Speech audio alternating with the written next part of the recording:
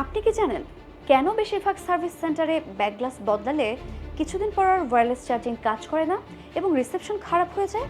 আমি বলছি, মনোযোগ দিয়ে শুনুন। কারণ হলো আইফোনের ব্যাক গ্লাসের নিচে একটি মাল্টিলেয়ার কপার কয়েল থাকে, যেটি ওয়্যারলেস চার্জিংয়ের জন্য দায়ী। অথচ লোকাল সেন্টারে অদক্ষ টেকনিশিয়ান দিয়ে যখন পুরনো গ্লাস আমরা রিমুভ করতে যাই, তখন কয়েল মাইক্রো ক্র্যাক করে ফেলে।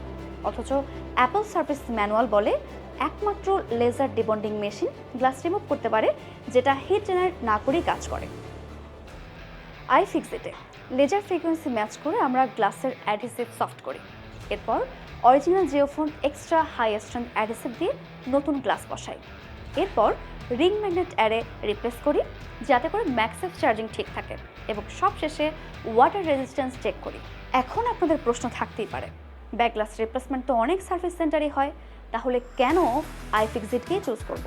আনসারটাও সিম্পল, আমাদের নিখুঁত হাতের কাজ, যার ফলশ্রুতিতে প্রত্যেকটি সার্ভিসের সাথে আমরা একটা সার্ভিস ওয়ারেন্টি প্রোভাইড করতে পারি। আর এক্সপার্ট টেকনিশিয়ান এবং অথেন্টিক পার্টসের নিশ্চয়তা তো আমাদের মোটো। ব্যাক গ্লাস শুধু ডিজাইন না, আইফোনের ক্ষেত্রে এটি ফাংশনের গুরুত্বপূর্ণ অংশ। আমরা সেই ফাংশনের নির্ভরযোগ্যতা নিশ্চিত করি iFixit-এ ম্যাক্সেফ চার্জিং গ্যারান্টি দিয়ে। কারণ স্বচ্ছতা, সততা এবং উন্নত প্রযুক্তির মেলবন্ধন শুধুমাত্র iFixit-এ। তাই দেরি না করে আজই ভিজিট করুন আপনার নিকটস্থ iFixit আউটলেটে। iFixit, expert technician, authentic parts.